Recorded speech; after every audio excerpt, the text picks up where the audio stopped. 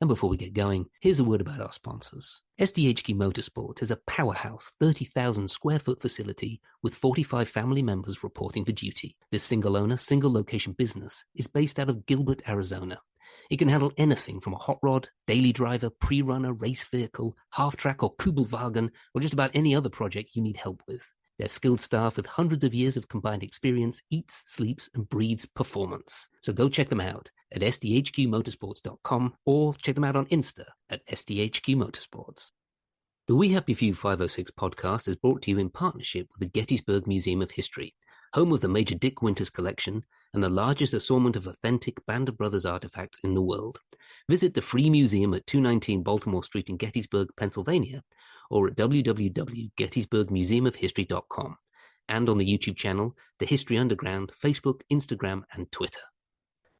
Well, hello, and welcome along to another We Happy Few 506 podcast, which should be subheaded The Nearly Men, but I'm going to subhead it to the Masters of the Air podcast, because that seems to be our bent at the moment. We are very privileged to do so. I'm joined by my beautiful co-host, Doug Allen. How you doing, Dougie? I'm very well, thank you, Matthew. How are you? I'm pretty good. Well, am I? I had another injury. I took a piece of my finger off. How did you manage that? Was this with tools? Did you? Yeah. A hammer? I lack your skills with tools. Well, I was putting some flooring down in this basement. Yeah. Redid all the basement, and then they wanted some flooring now, but it's like gym mat flooring. Okay. You know, it's thick. So the only way to cut it and fit it is with a really sharp Stanley knife. Oh. And I have a 4-year-old daughter who I would tell, don't cut towards yourself. Always cut away from yourself. Yeah. And I just, and I got angry. I slipped and I literally filleted my finger. Oh. It looks like a fish gill.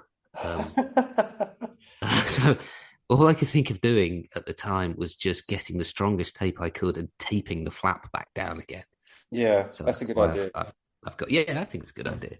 Yeah. And I'm working for Americans. They're like, oh my God, you need stitches. Can we take you to the hospital? We can't pay. Because, of course, the medicals run for profit out there. I was like, yeah, sure, you can take me. I was like, no, if you've just got a really high strength pain medication, that would be fantastic.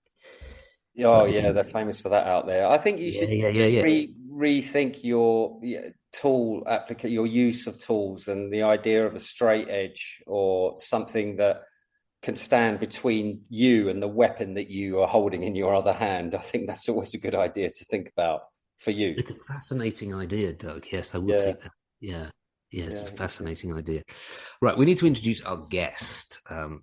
It was longingly and lovingly playing with the back of his hair. So it's Joseph Bubbles Payne in the show that you will have seen. Yeah, you will have seen the show. It's fantastic performance. Excellent young actor, and I'm struggling with the pronunciation of his name. So I wrote it down phonetically. Okay, I'm going to go for, I reckon it's Louis, not Lewis. Or am I wrong? That's correct. That is correct. And it's got to be Greatorex. Yes, that's it.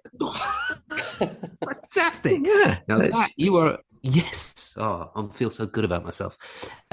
You're a native of Derby. Is that a Derby name? It is. It's a very Derbyshire, up into the Peak District sort of region.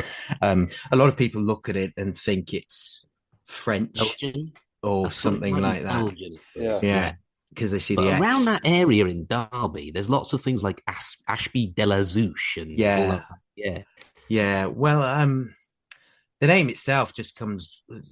It's a sort of condensation. No, that's the total wrong word. What's the word?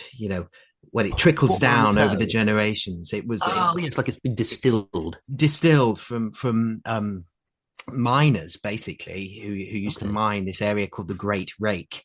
And the Great Rakes up in the Peak District. So the Great Rakes became Greatorex over the years. Oh, right. That's what it is. Yeah, you don't really get it anywhere other than Derbyshire. But obviously the combination of that with Louis as my first name throws people off because you think, oh, it must be French. So it's a very historical name then from the region. Yeah. Yeah. Wow. Straight off the bat, Louis, I realised we've had a couple of your guys on. And yes, Josh. I listened to the Josh one. I've noticed how much more erudite and smart your cast members are than ours. Have you noticed that? And good looking, yeah. They're good. Yeah, they're better looking, but also they're way more erudite and smart. Really? That's yeah. You're all educated, right? So you all went to school and graduated, and you all actually turned up at school, yeah.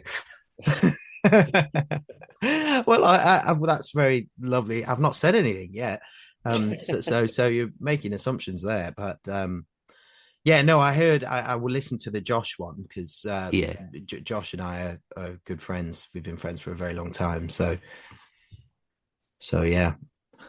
Wow. Very smart indeed. So, where are you now? How are you doing? I'm in Derbyshire now. I'm doing okay, thank you very much. I moved out of London a few months ago, just before Christmas. Back in Derbyshire, where I sort of missed the countryside, the trees, the rivers. You know, I lived in London for 5 years, so I had a bit of London fatigue. Is it? I mean, you don't really need to be in London as a young actor anymore, do you? You used to, but you don't. Well, there's a great atmosphere in London, and in terms of the events and the networking, I hate that word, but that can happen. London's a good place to be. But to be honest, I first moved down there because all my auditions and meetings were down in London. But now everything's a self-tape, so it doesn't really matter where you are. Which is great, really, isn't it? Because you're not beholden to a ridiculous rent when you live in a rabbit hutch. Exactly. I do wish there were more meetings that happened and auditions rather than just sending off a tape into the ether. It feels so weird. It feels like you're talking to yourself, doesn't it? In a dark room. If you ever need, I'm just plugging Doug here. If you ever need someone who does really good self tapes, Doug runs a company that does that online. Do you? Great. Yeah. Well, I haven't done it for a while, but yeah, I started it a couple of years ago and just kind of doing it as a hobby, really. And I've taken a bit of a break from it now. But yeah, if you do need any help doing a self tape and all your normal sources are kind of busy or just, as I find, avoiding me, when they know it's coming, the mates, they kind of know it's coming. Get in touch. Yeah, absolutely. Thank you. I will do. I usually use my mates. Yeah. I had going around them, like sort of giving one a break for a month or two, and then I had an arrangement with my flatmate when I lived in London that any self-tape that he helped me with, if I got the job, I'd give him 0.01% of whatever they paid me. Okay. So I think he did actually help me with the Masters of the Air tape. I think I ended up buying him a Domino's pizza or two. And that was his payment. But did you? Okay, so we can reverse engineer that. No. Figure out your fee. You're quite sort of young in your career. So did you? I mean, how many did you really experience like in-person auditions for that long, or has it mainly been self-tapes for you? Because it's been around, like COVID was now. When did that start? 2020? It's like 4 years ago. Yeah. Well, I started auditioning for things when I was about 10. Right.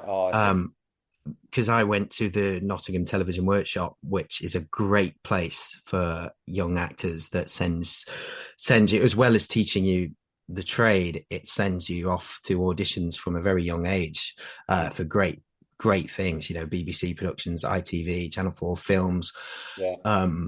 So I was in the auditioning sort of, train. You experienced it, yeah. Yeah, from a very young age. So I was used to that. And then I sort of witnessed that become self-tapes over the years. And by the time I was 18, that it was sort of 50-50 meetings and self-tapes. And then after COVID, yeah, you're right, COVID was the nail in the coffin for face-to-face. I still go to face-to-face meetings for, if you get recalled or you do chemistry reads with people, but...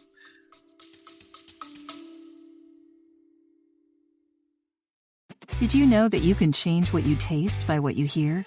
How can you use sound to make a deeper connection with your clients? Can we be healed with sound? Sound influences people in their buying decisions and their daily lives. In the podcast Audio Branding, I explore all of this, both with my own observations as a voice actor of over 15 years and by interviewing knowledgeable professionals in the field of advertising, marketing, music, and science. To have a listen for yourself, visit audiobrandingpodcast.com.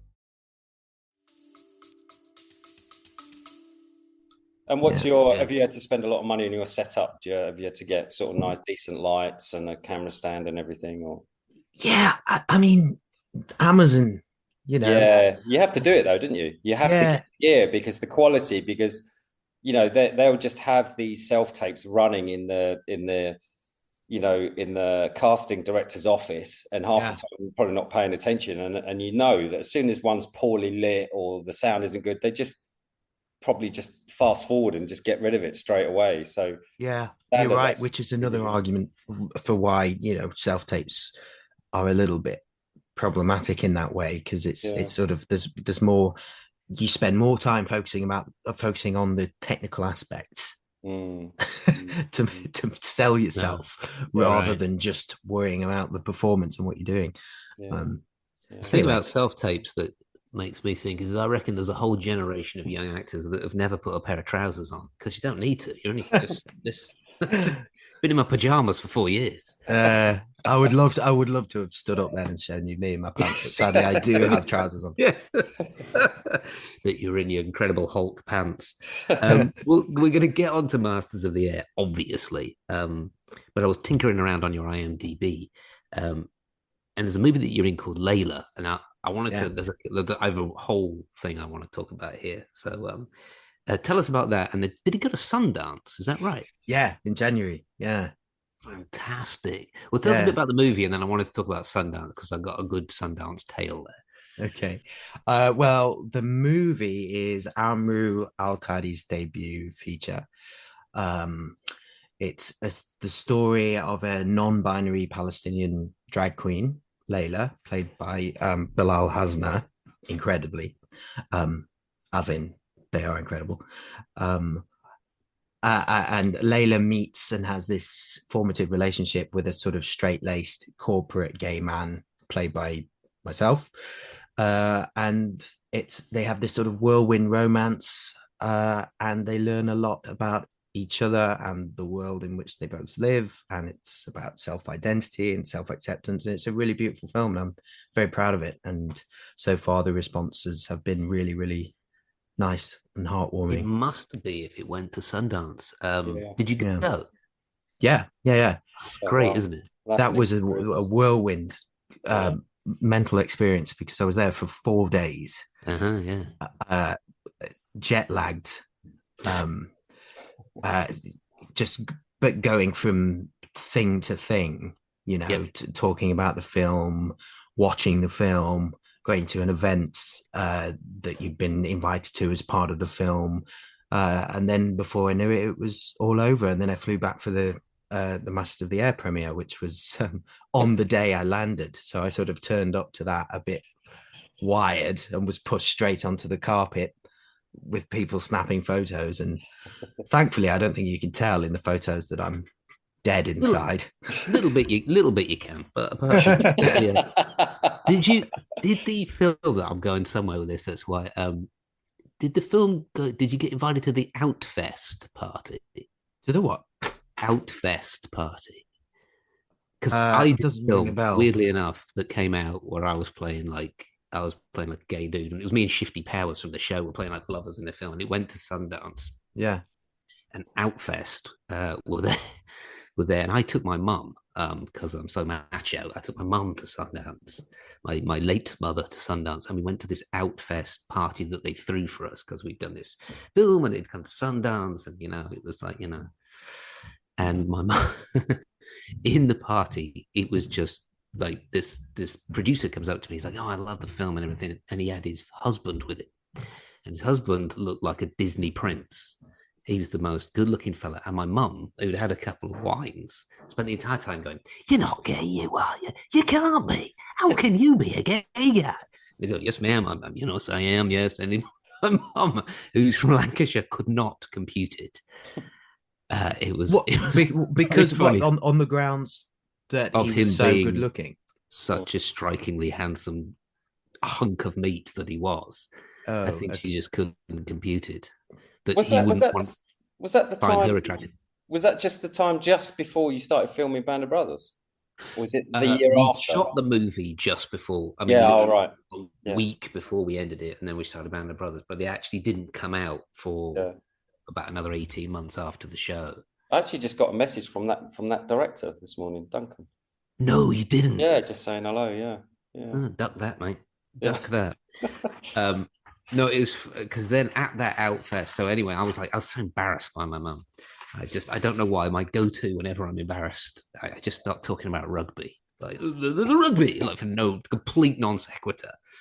And the big hunking, gorgeous man was like, "Oh, I play," and I was like, "Really?" He's like, "Yeah, I play in Los Angeles. I'm part of a team." Like, it's we like to get together. It's mostly gay men, and we get together and we play in this rugby team, and it's called the RFC Barbarians. And I was like, "Well, I'll play in that team. I'm in LA next month. I'll play definitely."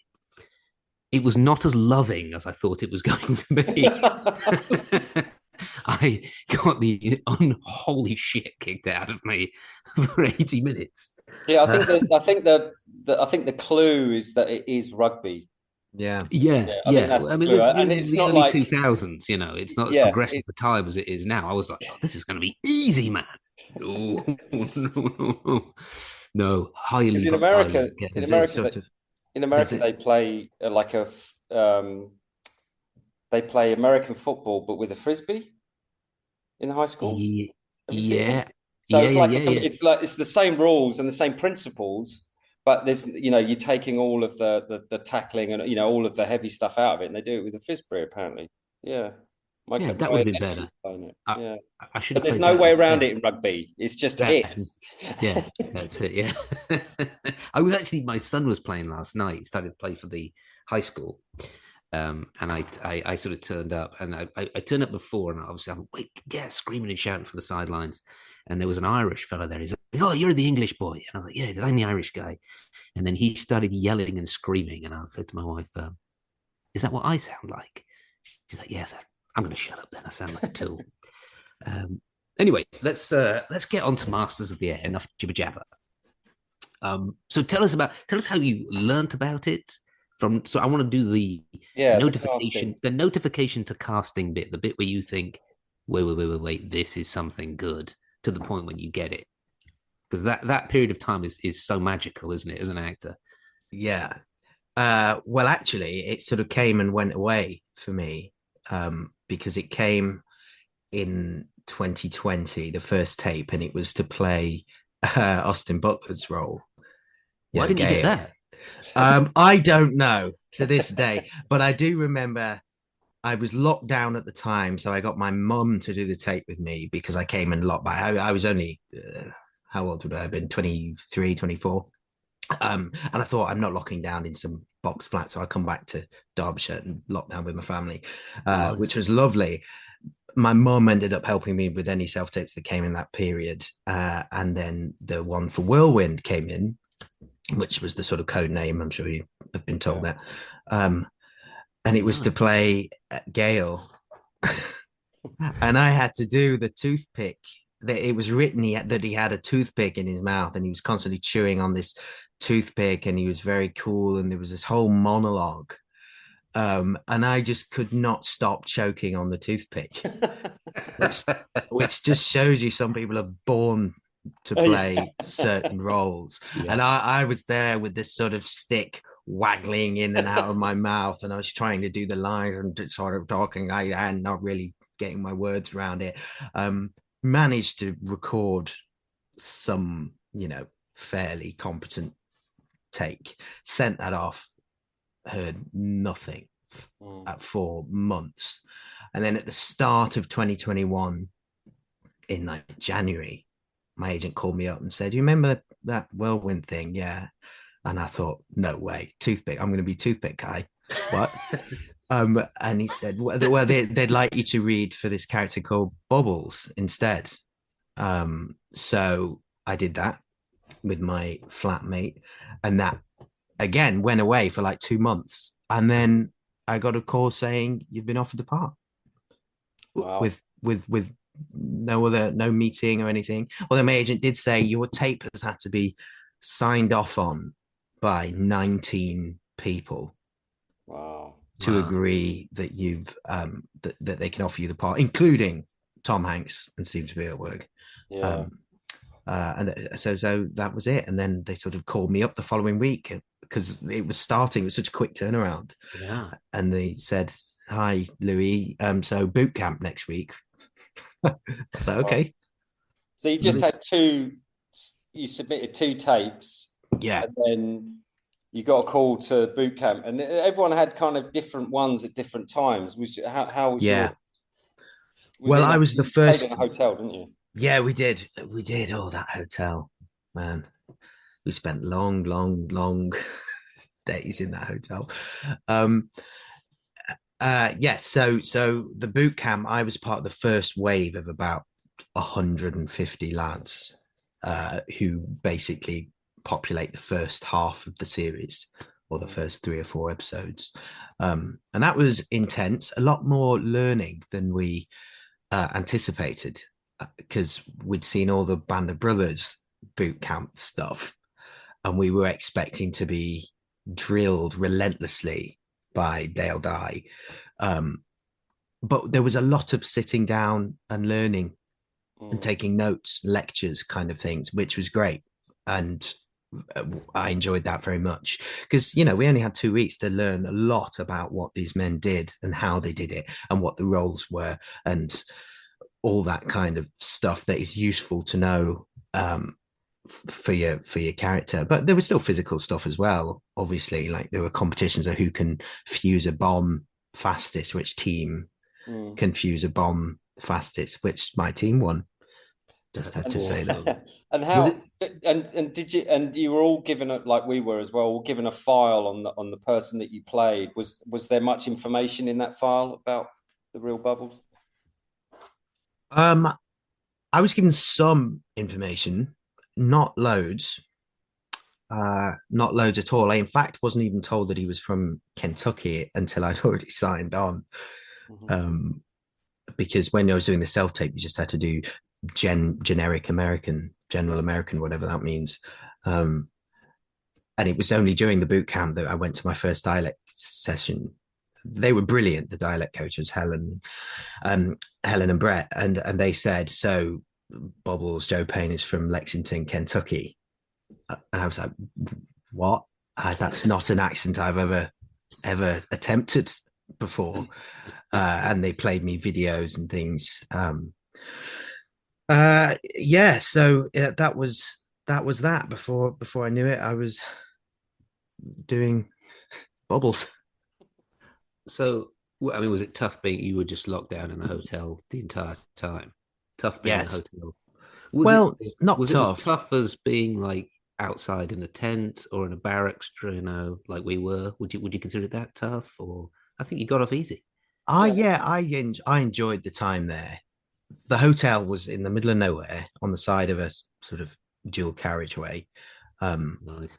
But there were actually, I'm a runner, so for me, I was very happy because there were fields galore and footpaths all around. There was actually some quite beautiful countryside. So I was very content to sort of go off on little runs, which actually I managed to tempt a few of the lads to come with me a couple of times, which was really lovely. A little sort of bonding thing as young men jogging over the fields, the countryside. But because it was COVID, there was a lot of isolation. Even on set, we weren't allowed, you've probably been told this already, we weren't allowed to get within certain distance of each other, and we had to basically stay in our own trailers. Wow. Not for the whole time. There were times where you were allowed to sort of mingle and stand, but just not touch each other. It was a strange shoot. It shut down about 3 times because of COVID cases, and that would just tear through the cast and crew. They've spent a lot of money. I was working on a show at the time. I was working on Das Boot, and they had a line in the budget for COVID testing. It was something like 2 million or something crazy that they had to spend on that aspect of shooting. Yeah, and the insurance. We all stayed in one hotel, like all the cast and the crew and all the producers were all in one space, and had to go and get tested every evening to get the okay to work the following morning. Right, yeah. We were tested every day on arrival. Masters? You were tested every day on arrival? Yeah. Oh, it must have taken forever. Just turning up at 6 a.m. Yeah. and then having some, lovely person, no matter how lovely they are, this person shoving things to the back of your throat when you're still half asleep. Honestly, it does more for you than a shot of coffee. Just sticking these things up your nose and in the back of your throat, and you come out of that and you go, right, I'm awake now. Oh my goodness, that's horrible. And that went on for 6 months, I think. Well, the whole shoot, so yeah, eight months.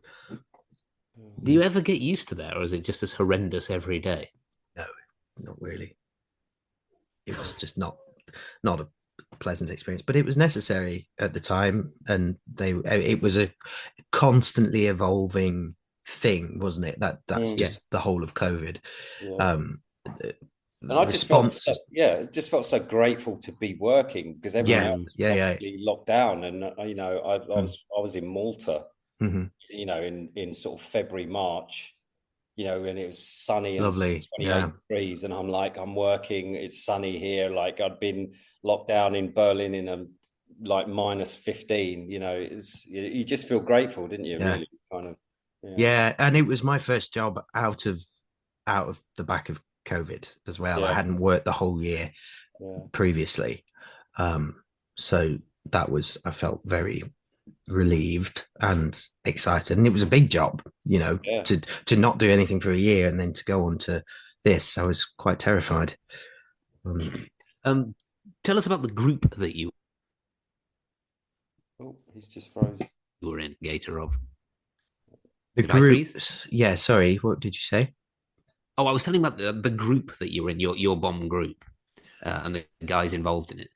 Yeah, as you might be able to tell, I didn't have as much. Bubbles didn't have as much of the sort of group camaraderie as a lot of the guys, because a lot of my scenes were quite isolated, and it was just me and Anto. Yeah. But we still, I think most of my bonds were formed during the boot camp. That's when we all really got to know each other and got to grips. As soon as the filming days came around, personally, I started to see less of everyone, because it would just be me and Anto here, or I was in episode 2, I was in a sick bed. So I saw less and less of people as the show went on, but there was a definite tangible bond that was formed that lasted throughout the whole shoot.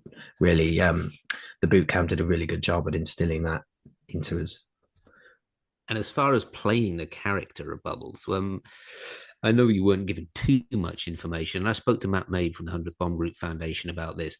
There's sort of reasons why maybe they didn't pass on a lot of information, or families, contacts and stuff like that. But from reading what you got from the scripts and from what you were taught, what for you was kind of like the hook to the character? Like, okay, I get him now. Because when you get a script, it's just like, okay. And then suddenly reading it, you get kind of a hook. And you think, his blood's in mine now. I understand this guy. That's an interesting question, actually. I'm trying to sort of cast my mind back, because this was over 3 years ago now that I was. I mean, sometimes there isn't one. Sometimes you just kind of get it and you can't really articulate what it is. Yeah. I think I remember feeling that his sort of two-hander scenes with Cross felt really, really personal in a way. And like we were really being given an insight into what a best friend relationship can be like under these, in this horrible situation that they were all in. So those scenes, the playfulness of those scenes were really fun to explore. So I guess in a sense that is probably the answer to your question. Because when I got the scripts, I was expecting it to be all like I was up in the plane and lots of technical, bomber acting. Yeah. But then when the scripts came through, and most of my stuff was sort of conversational character moments, more vulnerable. Yeah, that's it. More open. The vulnerability of it. And then I think it's because of that in episode 5 it feels quite impactful. I think when am I allowed to talk about spoilers or? Yeah, we're not Apple TV. They might tell you off, not us. No, it's out now. I assume it's out there. You should have seen it by now.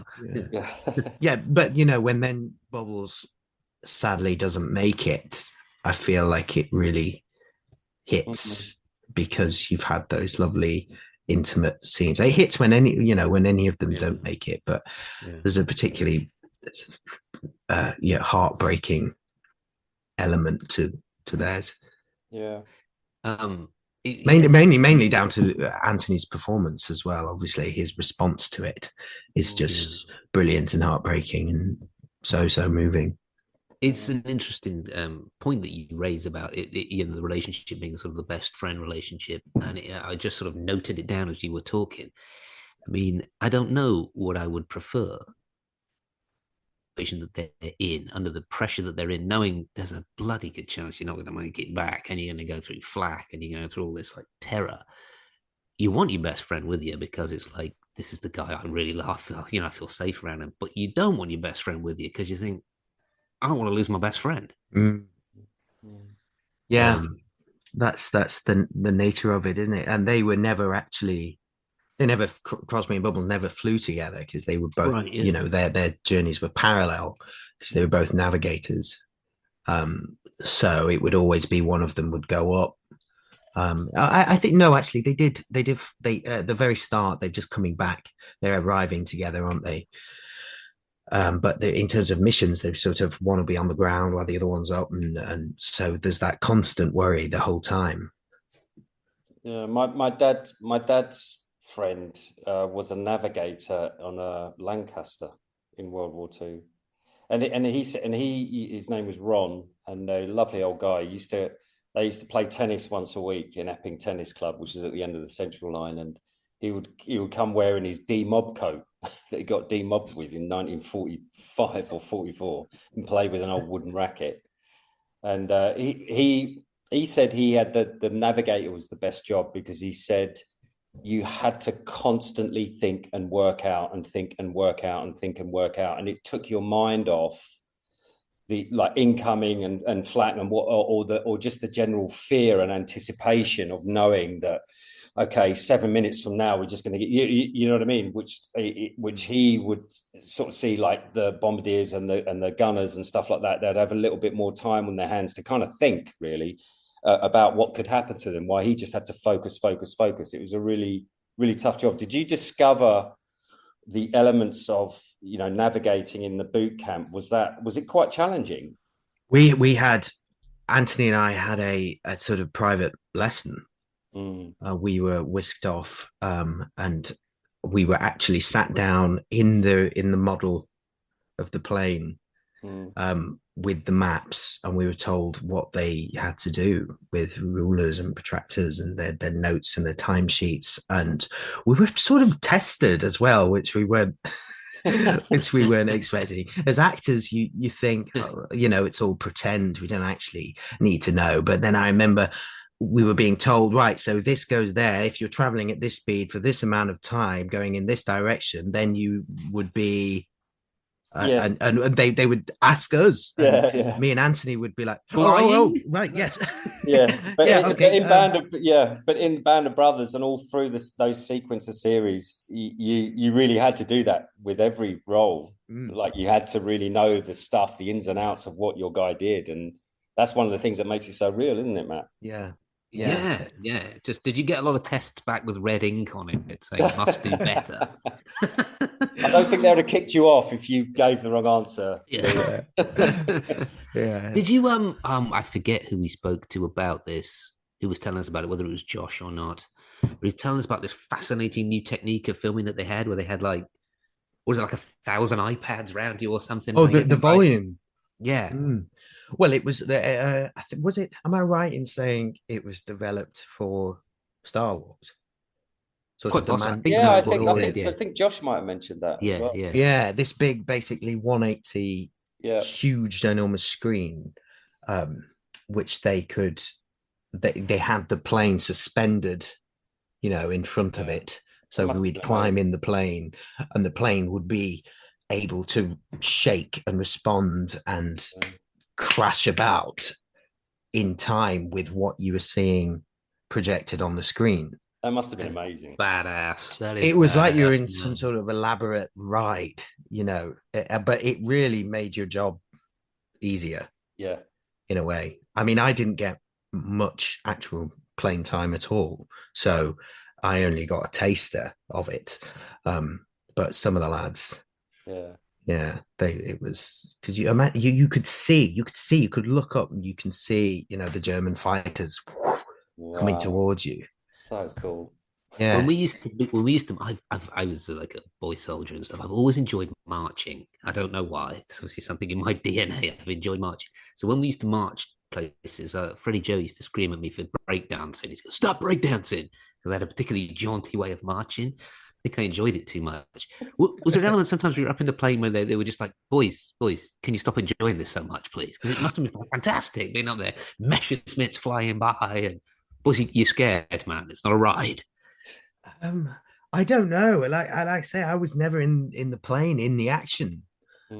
So I don't know if I do know it was quite horrible in the plane, genuinely, not even not even obviously in the story it's horrible and awful conditions that they had to endure, but even in the studio it was pretty grim because you had all these layers on. You had this bunny suit on, and then you had the flight jackets, and you had the massive thing, and it was the height of summer, for the majority of the shoot. So some days got up to 30 degrees.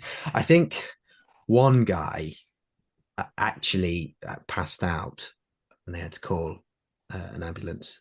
Yeah, I think Josh mentioned to us that someone had to be pulled out. Yes, because it was so hot, and because you're on a Steven Spielberg, Tom Hanks set, and because you feel like this is a really big deal, a lot of guys were sort of too scared to too scared not to die. Too scared if something was wrong, because they didn't want, I don't think they wanted to be told, right, well, you're off, which would I don't think would have happened. So yeah, one poor guy just sort of sat there and got more and more purple. and he's all right though. He's all right. I saw him at the premiere. Do you think it was a good idea for him to drink 10 pints the night before? Which is what we all did for like 9-10 months. Really? Is that true? Yeah, it was. George was the funniest one. He was always, George Khalil was always the most. They would call cut, and he would lie on the floor, and actually he would jump back up again, and that was for like 9 months. That's what he did. I was going to ask about that. I was going to ask about who the social king was amongst the cast, who organised all the parties. I mean, ours still continues to this day. We still have a social king who organises all the parties. Unfortunately, pretty much everybody else is in rehab, so it's kind of him drinking by himself now. Yeah. We all the lads sort of gravitated to the bar of the hotel. Mm-hmm. I don't think there was one person that was a sort of wrangler. Right. Okay. But when we first started, of course, the bar wasn't open. Yeah. So everyone was in their rooms ordering food and drink to their rooms, and then the bar did open at some point during the shoot, and from that point on, every night people would flock and sit outside, and that was really nice actually, because we hadn't had that for like a year and a half. And we're still in the big group chat now that's got about good 100 guys in. We still have that. Just in October, I went and met loads of them for like a sort of reunion. You were going to name drop them and you didn't do it. I could see the look on your eyes. You were going to do a name drop and then you didn't do it. I went and met. I better not say that. I'll sound like a douche. Yeah, you can keep it to yourself. It's fine. But was it someone good? Was it someone really hot? No, go on. No. And since the show's come out, I mean, how, is it, on your, like, professionally, how well has it done for you? Is it, I mean, obviously your family and all your friends must be well chuffed and well proud of you. Probably buying, as Matt would say, buying the rounds in the pub for a little bit. Yeah, that's well, actually, my family, yes, definitely. My friends, maybe I should ask them about that. I didn't know that was a thing that was expected of them. 100% is the thing. And don't let them invert it and say, like, you're the Hollywood guy now, you buy the beer. I'll chase them up on that. No, the response has been really, really lovely. In terms of career, I don't really know. It's early days yet. The industry is in a bit of a weird place right now. I was meeting some really great things at the start of the year, but again, the self-tapes have sort of dwindled a bit over the last few weeks. I've noticed that. Yeah. I think Louis, the thing, and I've said this to some of the other guys as well, as the wise old sage here, Masters of the Air will be a grower. So people have finished it. And we do a lot of stuff online. We do battlefield tours, all this kind of stuff. So I'm in with the history nerds. And it started out when we started posting about Masters, new guys coming on, there'd be like, 300 likes of this. And it's starting to get up into the thousands now as people are starting to get really into it. And it's starting to, people will binge it and they'll start watching it over and over and over and over again. And that particular energy will slowly feed back into the middle class women in London who are actually casting directors who don't really know what they're talking about. And they'll be like, oh, you were in that show. And they'll finally get it, but it will take a while. It's it'll always open doors for you because of what a big show it is. And you'll find, particularly, I think, when you come out here to the States where I am, I think you'll find it'll give you some serious gravitas in the next couple of years. People are like, oh, you were in Masters. Oh, that's very, very cool, so it will take a while, like Doug says. It's going to take a while, but like it's not a temptation, but it's just a natural reaction, I think, from a young actor who's just worked with Hanks and Spielberg and done this amazing show, to suddenly feel really disappointed that the phone isn't ringing every day. But I'm not. That's how I felt. So. No, I was under no sort of delusion in that sense. I'm not saying you were deluded, but I'm totally. I was. I was. I knew this show had its sort of core 8 guys who sort of carried the whole thing, and I was very lucky to have this small supporting role in it. But I never expected for a minute that this would be sort of my role that would change the trajectory of my career. So I'm just happy to keep going along, and if I can keep getting jobs in great projects like this, and like Layla, which is a totally opposite side of the spectrum, if I can keep working like that, I'll be very, very happy. Good man.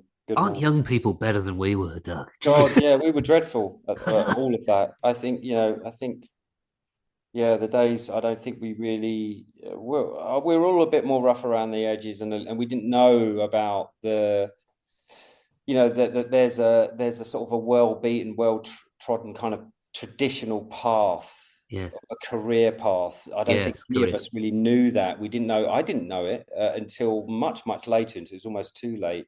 Yeah. That, the lines, you get theatre, then you get something in the West End, and then, you get film, and then you kind of almost wait to be invited out to America for something specific, something, whatever, that's the best way to go for it. I think what happened with us lot is we all piled over there to America, and everyone was like, another one. Another one, and it didn't really kind of it didn't. I think this, what I've noticed is talking to you guys, this younger generation, you're far more clued up and a lot more mature, and and patient thinking of the long game a lot more than we were. So yeah, it's very impressive, Louis. Yeah, it is. Also, well, you are a troublemaker. I've noticed. Yes, you are a troublemaker. You're offsetting the keyboard warriors online, Louis. What? Yes, because in the show, Bubbles doesn't return from the attack on Munster. Oh yeah, not in fact his fate. And there are pages on pages of history aficionado nerds that are going nuts. Yeah. This. About what do you have to say timing. for yourself? Yeah, what do you have to the say? Incorrect timing of Bubbles' death. Yeah. I understand that, but it's the nature of the beast when you've got 9 episodes to try and capture what went on and to try and tell a story as powerful and as compelling as this. Sometimes you have to, well, a lot of the time, not even sometimes, you have to make compromises, narratively speaking. And I think that the timing of Bubbles' death is absolutely right for this series. And I don't think it's in any way a sort of disrespectful to, how maybe the people who disagree with me, and maybe I'm totally wrong. I think it's what Matt's talking about is a very specific, like say the history nerds are very, they're really into facts and timelines. Yes. It's their sort of trophy. That's the thing that it all hinges on, is being able to, drill down on timelines and actual facts. But I think, from what I've heard or met, people I've met in my experience, they've just been glad that their, relative or that someone from their unit was portrayed at all, and you know what I mean? And you did it obviously very, very well. And I think, in the wider world, people are just happy to be represented, like very, very grateful. And I think, as Matt said, when you especially when you go to America eventually, and there's a lot of bases out near LA and California, isn't there, Matt? And you start meeting military people, they, especially Air Force people and bomb squad, they will love to meet you. I'm telling you, it's quite an experience. Yeah, you'll get a heck of a welcome for those guys. Yeah, you really will.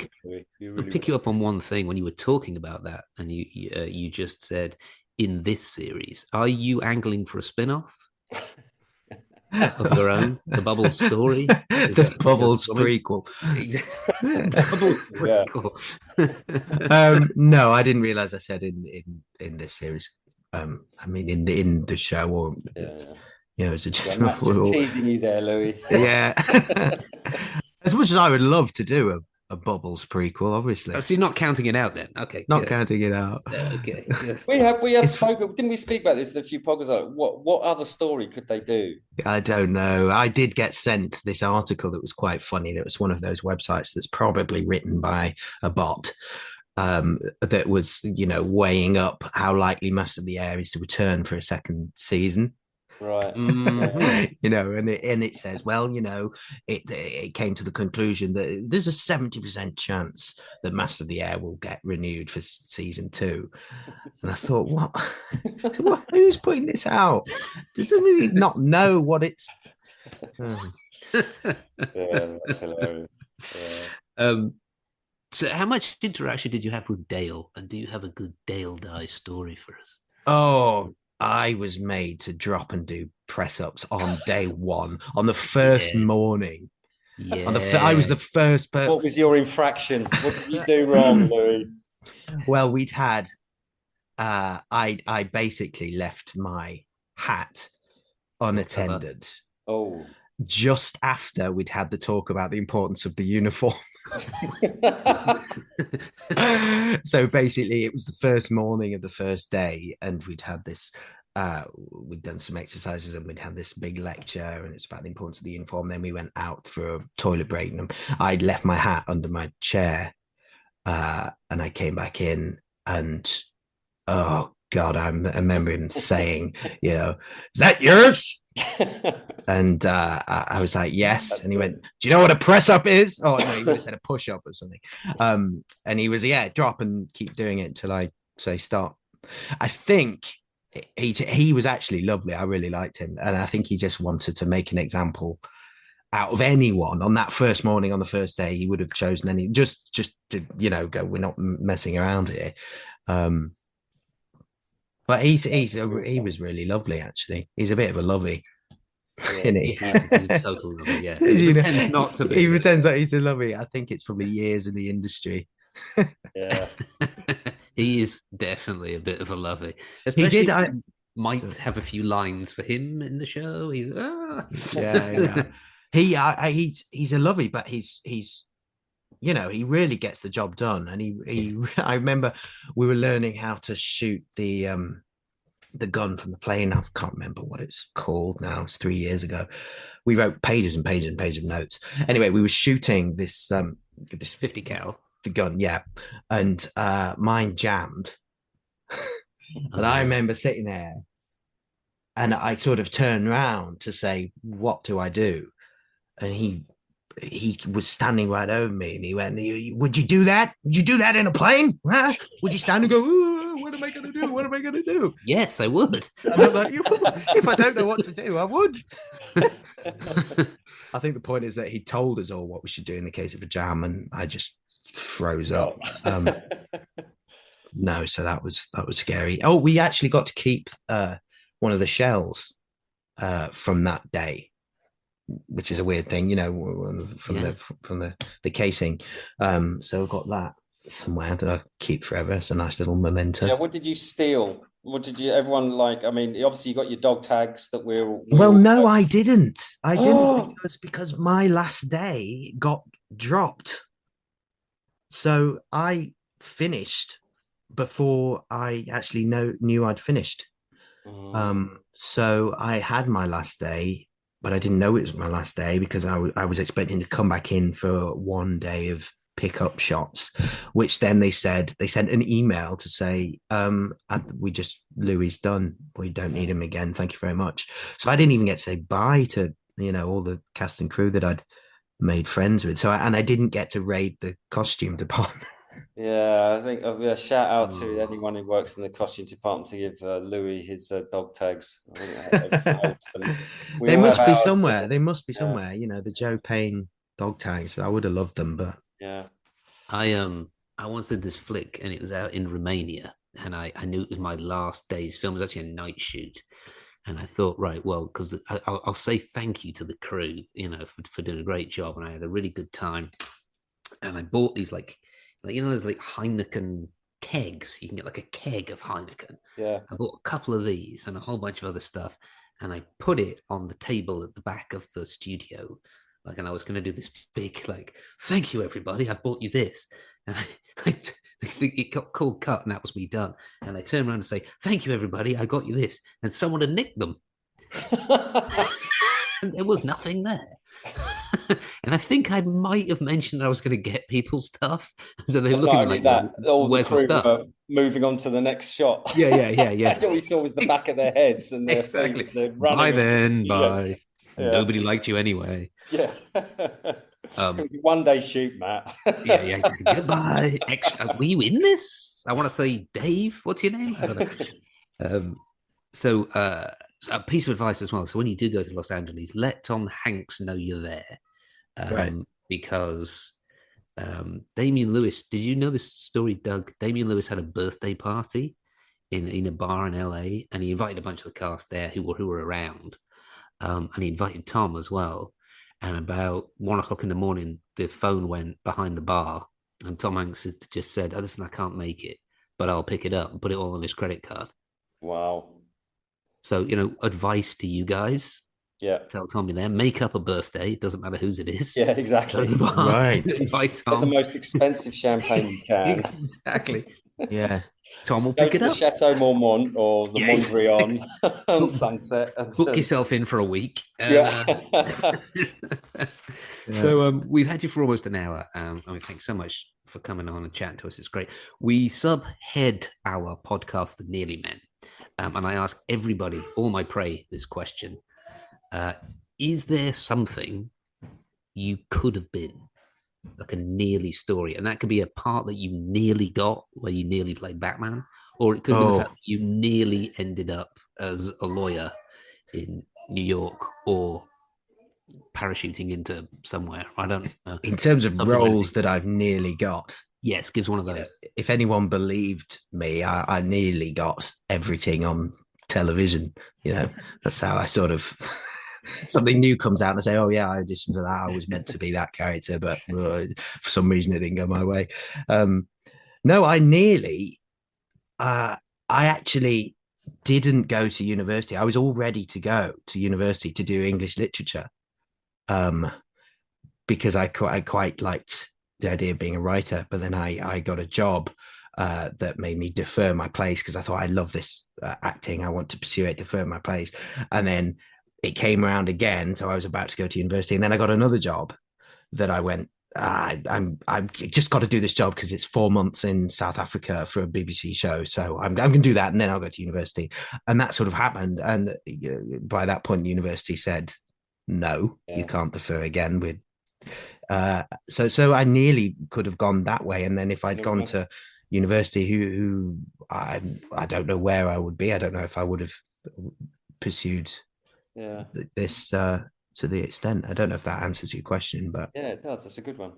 Yeah, I think the universe definitely want you on screen rather than writing the words. I think, Louis. So okay, that's a good one. That's a good one. You're doing well, very well. Excellent. Thank you. Thank you very much. Perfect place to round off. Well, Louis, thank you so much for coming on. Thank you so much. Thank you for having me. Yeah, thank you so much for your name being exactly phonetically as I sort of worried about, but I got it right. Nailed it. Yes. What a day. Can't bend my finger to say yes, but there you go. Can't make a fist. So thank you so much for coming on. We're going to reach out to you in the future because, we've started to do Masters of the Air tours.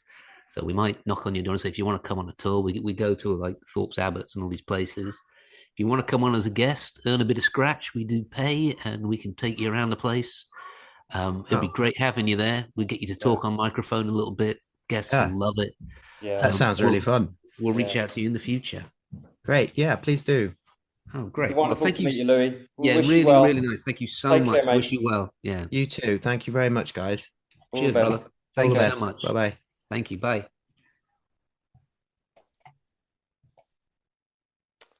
Another very erudite young man. Yeah, they're very sort of together and educated, interesting, aren't they? They're a wonderful bunch. So different to us. We were such better people. Yeah, they just were. We were just ripping up the town, being absolute. We were just a nightmare, weren't we? No wonder our careers didn't go anywhere. But no, it's lovely, isn't it? It's just great hearing their experiences. And does it? I mean, it does. Does it send you back to when we were at the staging area and going to boot camp and meeting the people and being on set? I mean, their experience is quite different. They're in a plane. They're in a plane with a certain amount. Was it how many crew was on a plane? Was it 5 or 6? I think 5 or 6. And so you're only going to be in a pocket of 5 or 6. Well, of course, we were in platoons, and sometimes there'd be hundreds of people there. So it's quite a different experience. I think it's to do with casting. I think they were cast so well. We were cast so well. They were cast so well. They've got a certain type of person to be in it who are perhaps more cerebral, more able to do all. Yeah, you would have had to have been. Yeah, you would have had to be, wouldn't you? I mean, you'd have had to. I mean, to become anything to do with piloting a plane or in the Air Force now, you have to have a degree, don't you? Before you get accepted on the program. It's very rare that someone will come from the ground up to sort of do that. I don't even think it's allowed. So I think by nature they are, and it's really reflected in the guests we've had on. They're really very clever, wonderful young men. Yeah, really. Yeah. And I think possibly with us it was like, these renegades would probably jump out of a plane. So exactly. It was like street urchins recklessly throw themselves out of something. Which is exactly right. Which is what we were. Yeah, exactly. Yeah, it is. Brilliant. Anyway, let's round out. As a side note, Dougie, you're looking extremely well. Keep going. You look great. Thank you, buddy. Thank you, buddy. Keep cracking on. I'm proud of you. All right, brother. I shall see you. Actually, I'll see you tomorrow. We're doing back to back, aren't we? We are. Yeah. I'll see you tomorrow. Brilliant. All right, brother. Mate. Cheers. Thanks for listening, everyone. Cheers, fellas. Bye.